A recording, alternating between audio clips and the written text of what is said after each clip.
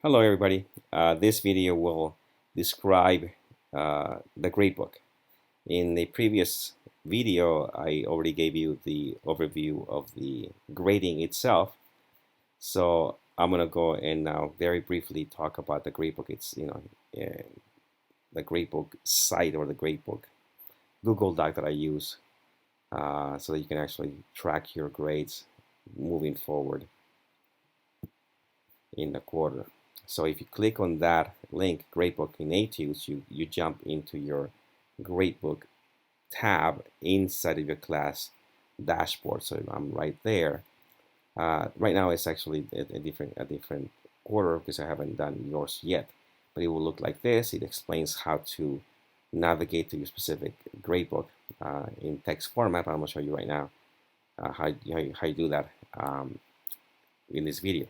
So once you find which section you're on, so assuming I was in section 2, I would just click on this link inside of that gradebook tab, and then the gradebook for that class would appear. It takes longer than usual because I'm uploading some stuff at the moment, but here it is. You see that you have a summary sheet that includes everybody's grade. But now you don't know who's who in this case.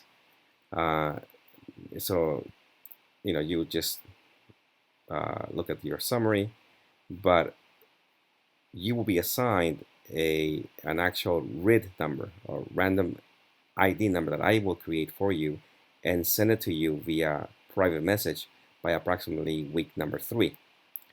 And so by then you will know, for example, if I happen to be 122, then my gradebook specifically for me would be under tab number 7. So I go to the bottom here and I look for tab 7, and that's what's going to detail my grades, my scores that made up that overall grade that you saw initially.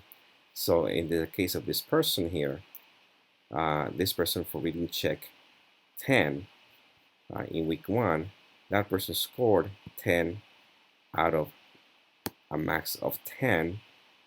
Actually, I used a base score that is lower than the max. So basically, I'm doing 10 over 9 normally. So this person's performance was 111% for that item. The weight from the syllabus that we just talked about in the previous video is 1 for the reading check. So 111% times 1 gives you 1 point, because I maximize this at 100%, so you cannot really go over 100% when you actually do the calculation. So that's how I do every single item. This person did 77 out of 72, 108 times 3 for the homework, so that person earned 3 points. For the midterm, this person scored 62.97 out of 100 base, so about 63%. 10 points is the midterm, so this person earned 6.3 for the midterm exam. So each of these items is scored the same way. At the end of the quarter, I drop some of the items as described in the syllabus, section 6 in your syllabus, and then you add up all of these earned scores. And so this person earned 80.05 out of a total pass of 100. And that translates to a B-. So that's how you read your own gradebook. As you move forward, you see this grow, and you see populating as you earn scores. Now, it takes me, as it says, it's about, I have approximately 1 to 2 week lag between the week that we're on and what you see in your gradebooks, because it takes time for me to actually revise or update the gradebooks. I do this manually. So at this point, you should know more or less how this is going to work. When we get to that, the initial posting of the gradebooks, I post approximately 4 times during the quarter. If you have questions, you can always use the discussion forums to ask. Take care. Oh, by the way, this same approach that I just showed you, I was using Accounting 1B. It applies in the same way to Accounting 1A, Accounting 1C, Business 60. I use the same approach for every class.